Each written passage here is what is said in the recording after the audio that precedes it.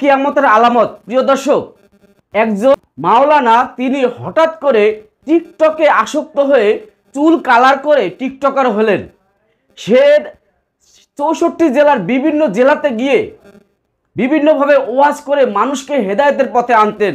হয়ে গিয়েছি যে কয়েকদিন আগে রাসূল করিম সাল্লাল্লাহু আলাইহি ওয়াসাল্লাম বলেন সে কিনা এখন টিকটকার হয়েছে। প্রিয় দর্শক, আপনারা যে স্ক্রিনে দেখতে পাচ্ছেন এই লোকটি হচ্ছে মাওলানা ওমর ফারুক আজমি। ইনি ফেসবুক, ইউটিউবে বিভিন্ন জায়গায় তার ওয়াজ আমরা শুনতে পাই। আপনারা সার্চ করলেও দেখতে পারবেন সে ইদানিং কিন্তু টিকটকে কিন্তু আসক্ত হয়েছে। এত সুন্দর একজন মাওলানা তিনি হঠাৎ করে কেন টিকটকার হয়ে গেলেন? এই যে দেখেন চুল কিভাবে কালার করেছে, এত সুন্দর একটি দাড়ি, সেই দাড়ি থাকা সত্ত্বেও এত সুন্দর এত সুন্দর একটি চেহারা যে কিনা মাওলানা, সে হঠাৎ করে টিকটকার হয়েছেন। কিছু কিছু ইউটিউবারের কাছে সে সাক্ষাৎকার দিচ্ছেন ভাইরাল হওয়ার জন্য। সে বলছে সে নাকি ভাইরাল হবে এবং সে নায়ক হবে।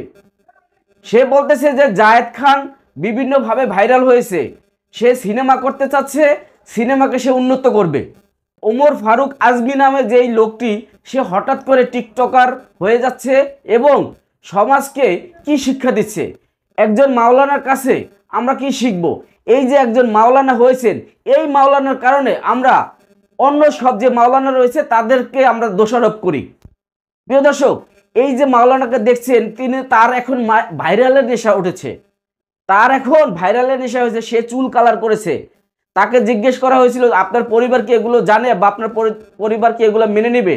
সে বলছে না, দেখেন আমি একজন মাওলানা হওয়া সত্ত্বেও আজকে আমি টিকটকার হয়েছি, টিকটক করি, এটা আমার পরিবার মেনে নিচ্ছে না। তার পরিবার যেহেতু মেনে নিচ্ছে না, সে এটা কিভাবে করে আপনারা দেখেন। একজন টিকটকার হচ্ছে, সে এখন টিকটকার হয়ে যাচ্ছে, সে মাওলানা থাকতে চাচ্ছে না। সে প্যান্ট পরছে, শার্ট পরছে, চুলগুলারে কিভাবে সাদা কালার করে ফেলেছে। এত সুন্দর একটা চেহারা, এত সুন্দর নুরালি দাড়ি, তার মধ্যে সে এভাবে টিকটক করছে। অনেক ফেসবুক, ইউটিউবে সে সাক্ষাৎকার দিয়ে বেড়াচ্ছে ভাইরাল হওয়ার জন্য। আমরা এটাও শুনেছি সে এখন থেকে নাটক করবে, বিভিন্ন শুটিং স্পটে যাচ্ছে, সে নাটক করবে। দেখেন দর্শক, এটা তো কিয়ামতের আলামত। কিয়ামত হইতে আর বেশি বাকি নাই। আজকে যদি এরকম একজন মাওলানা থেকে যদি টিকটকার হয়ে যায়, এর আগেও আমরা একবার শুনেছি একটি কোরআনের হাফেজ, সে একটি মেয়ের কারণে টিকটকার হয়েছে। সেটা আবার কিছুদিন পর ভাইরাল হওয়ার পর আবার সে চুল কালার করে, আবার কালো করে, আবার নতুন করে সেই ইসলামের পথে এসেছে। তাহলে কি বোঝা গেল? সে কিন্তু এর আগে ভাইরাল হওয়ার জন্য, টিকটকে ভাইরাল হওয়ার জন্য সেই কাজটা করেছে। এখন আবার সেই হুজুর যে ওয়াজ করে বেড়াইতো, সে এখন আবার সেই টিকটকার। এটাও আবার শুনেছি যে এই যে হাফেজ টিকটকার ছিল, যে টিকটকার হয়ে গিয়েছিল, সে আবার মাওলানা হয়েছে। এইটাই ওই ছেলেটাই নাকি এই যে এখন যে আবার ভাইরাল হইতে চাচ্ছে মাওলানা, এরই বলে ছাত্র, এরই বলে শারগিদ। তাহলে আমরা কি বুঝলাম? একটু ভাইরাল হওয়ার নেশায় দেখেন মানুষ কি করতে পারে। এখন তারা নাটক করবে, তারপর বিভিন্ন জায়গায় ভাবভঙ্গি, এই যে বিভিন্ন ফেসবুক, ইউটিউবে ইন্টারভিউ দিয়ে ভাইরাল হচ্ছে। ভাইরাল হওয়ার পর আবার বলবে যে না, আমি হেদায়েতের পথ থেকে সরে গিয়েছিলাম, আবার হেদায়েতে আসব। তাহলে এই যে সোশ্যাল মিডিয়াতে সে ভাইরাল হওয়ার কিছু কিছু নেশা, এগুলো আসলে কি কতটা খারাপ, আমি আসলে ভাষায় প্রকাশ করতে পারি না। দর্শক, আপনারা কমেন্ট করে জানাবেন যে এই যে মাওলানা, তার নামে যে মাওলানাটা লাগাইছে, এখন আসলে মাওলানা বলতো আমাদের লজ্জা লাগছে, সে ওমর ফারুক আজমি লাগাইছে।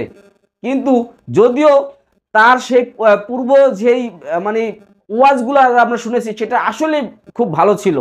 সে হেদায়েতের পথ থেকে কিভাবে এভাবে ধ্বংস হয়ে যাচ্ছে, কিভাবে নষ্ট হয়ে যাচ্ছে, মাত্র শুধু ভাইরালের জন্য, ভাইরাল হওয়ার জন্য। দর্শক, আপনারা কমেন্ট করে জানাবেন এই যে ঘটনাটা ঘটছে, এরকম কিন্তু আমাদের সমাজে এখন অনেক লোকেই ভাইরাল হওয়ার জন্য বিভিন্ন অঙ্গভঙ্গি করে ভাইরাল হতে চাচ্ছে।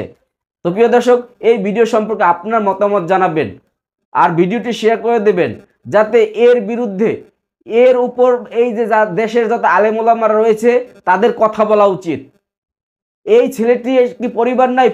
পরিবার পরিজন কিছুই নাই, এরা কি দেখে না? তো প্রিয় দর্শক, আপনারা এই ভিডিও সম্পর্কে মতামত দিবেন। আজকের মতন আমি বিদায় নিচ্ছি। সবাই ভালো থাকবেন। আসসালামু আলাইকুম।